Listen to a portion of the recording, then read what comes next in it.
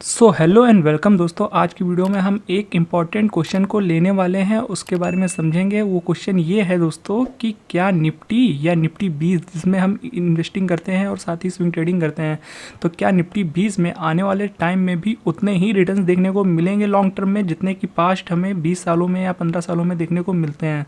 तो दोस्तों बहुत से लोग के ये क्वेश्चन आते हैं कि अगर हम किसी ETF में या निफ्टी 20 में ही लॉन्ग टर्म इन्वेस्ट करते हैं तो क्या हमें वही रिटर्न सेम देखने को मिलेंगे या उससे आसपास भी देखने को मिलेंगे या नहीं मिलेंगे जितना कि हमें पास्ट में देखने को मिले हैं निफ्टी में। तो इस वीडियो में इसी टॉपिक को कवर करने वाले हैं दोस्तों, तो वीडियो में जरूर बने रहिएगा। अगर आप ETF में स्विंग ट्रेडिंग करते हैं या फिर लॉन्ग टर्म निवेश करते हैं तो ये वीडियो आपके लिए बहुत खास होने वाला है। तो वीडियो शुरू करने से पहले हम आपसे रिक्वेस्ट करना चाहेंगे, अगर आप चैनल पर पहली बार विजिट कर रहे हैं तो चैनल को सब्सक्राइब और बेल आइकन को ऑन जरूर कर दीजिएगा, इससे आपको लेटेस्ट वीडियो सबसे पहले मिलते रहेंगे। तो चलिए दोस्तों बात करते हैं अब अपने टॉपिक के बारे में। तो दोस्तों जैसा कि पता होगा, अगर हम निफ्टी या निफ्टी 20 दोनों एक ही हैं दोस्तों, वैसे बस ETF है वो इंडेक्स है, बस डिफरेंस सिर्फ इतना है। तो हम लोग ETF में इन्वेस्ट करते हैं और स्विंग ट्रेडिंग करते हैं, तो हम इसी की बात करेंगे निफ्टी 20 की।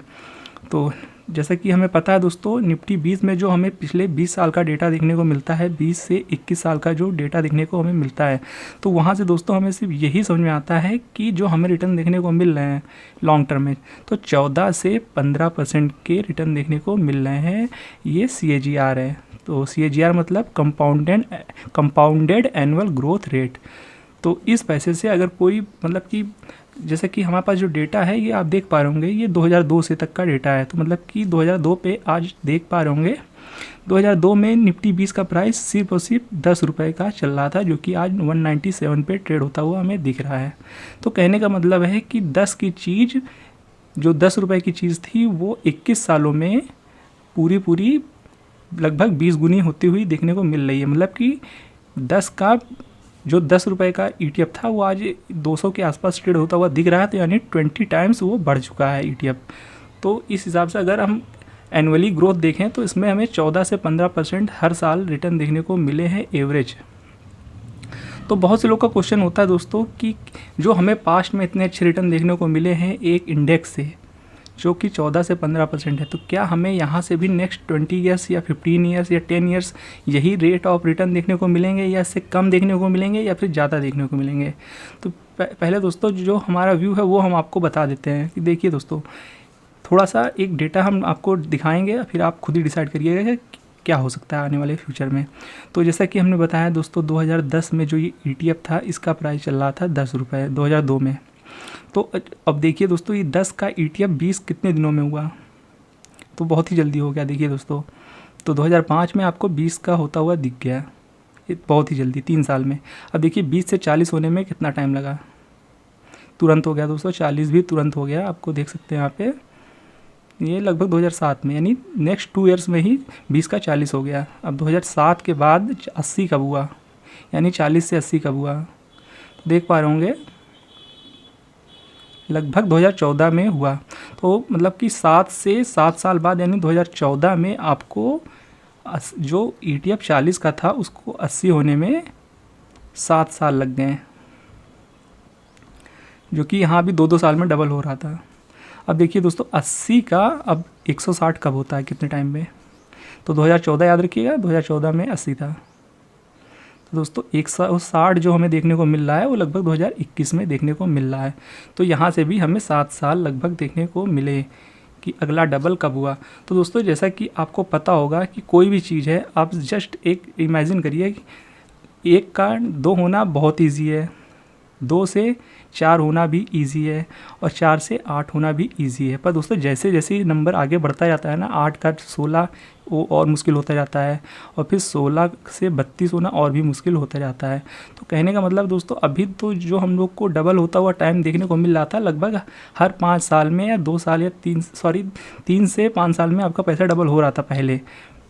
पर जैसे जैसे टाइम बढ़ता गया, फिर 2007 से 2014 में आपका डबल हुआ, यानी 7 साल फिर से लगा, और फिर 2007 से 2021 लगा वहाँ से डबल होने में। तो मतलब कि जैसे जैसे ये डिफरेंस बढ़ता जा रहा है, जैसे 4 का 8 और 8 का 16, तो यहाँ पे आपको टाइम भी बढ़ता जा रहा है। जैसा कि आपने जनरल लाइफ में भी देखा होगा कि शुरू की चीज़ें डबल होना आसान होता है एज़ कम्पेयर टू जो बाद की चीज़ें होती हैं, 8 का 16, 16 का 32, 32 का 64।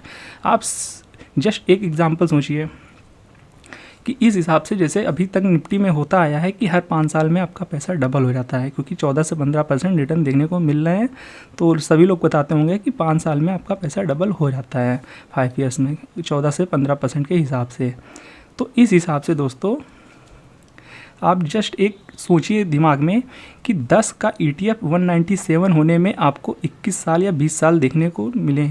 21 साल में 10 रुपये वाला ETF जो कि निफ्टी 20 है, वो आपको 21 साल में 10 गुना हुआ है, 10x। और 197 तक पहुंच पाया है, 10 से लेके 197 तक 21 साल में। तो अब अगर कोई यहाँ पे निवेश करता है ये सोच के कि यहाँ से भी हमें नेक्स्ट 5 ईयर्स में, यानी आज 2023 चल रहा है, तो 2028 में आपका पैसा डबल किस केस में होगा, यानी यहाँ से जो अगले 5 साल में पैसा डबल होना सोच रहा है, तो इस हिसाब से इस ETF को होना होगा 400 रुपये पे। लगभग 200 तो चल ही रहा है आज की डेट में, तो ये ETF 400 जाएगा, तब यहाँ से वो पैसा डबल होगा। तो ज़रा सोचिए दोस्तों, एक दिमाग में अपने क्वेश्चन एक बार जरूर डालिएगा। मैं कुछ यहाँ पे अपना रिव्यू नहीं दे रहा हूँ, आप भी ज़रा सोचिएगा एक बार कि जो चीज़ 10 से 197 होने में 21 साल हो गया, यानी 197 बढ़ने में 20 से 21 साल लग गए, वही यहाँ से 200 और बढ़ेगा नेक्स्ट 5 ईयर्स में। बहुत ही मुश्किल लगता है दोस्तों, क्योंकि 1 से लेके 10 से लेके 197 होने में जो 20 साल लग गए, 21 साल लग गए, और वो अब नेक्स्ट 5 ईयर्स में फिर से 200 बढ़ जाए, तो ये थोड़ा सा मुश्किल लगता है दोस्तों।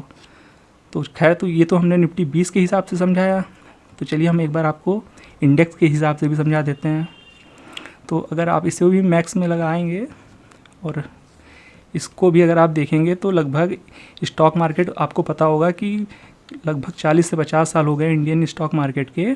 आप वैसे तो यहाँ तो 20-22 साल का ही डेटा है, तो कहने का मतलब है जो इंडियन स्टॉक मार्केट की हिस्ट्री है 40 से 30 साल की, तो सोचिए इतने सालों में निफ्टी का जो इंडेक्स है वो सिर्फ 18,000 पहुँच पाया है आज तक, इतने सालों में।